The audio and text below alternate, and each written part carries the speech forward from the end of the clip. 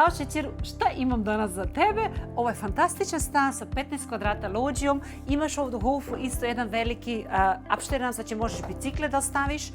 Ima tu još druga prostorija.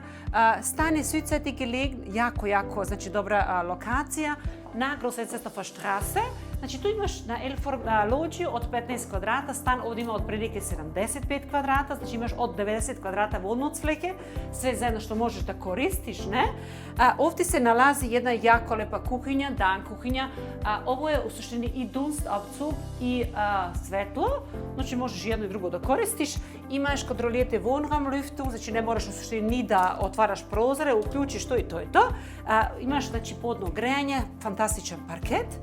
Kupatilo je znači u cijeni, kuhinja je u cijeni, sad imamo isto novu cijenu za ovaj stan.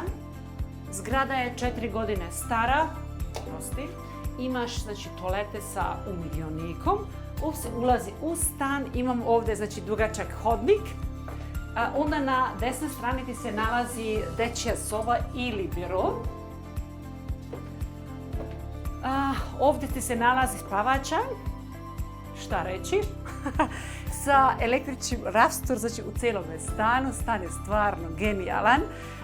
Ako te interesira, pošalji mi tvoje ime, prezime, e-mail adresu, kako sam rekla, 75 kvadrata imaš znači stambenog prostora, 15 kvadrata lođije, u cijeni ti je kuhinja, kupatilo, garažu možeš, znači ekstra da kupiš ne moraš, ali ti mogu da savjetujem jer stvarno je ulica jako loša za parking.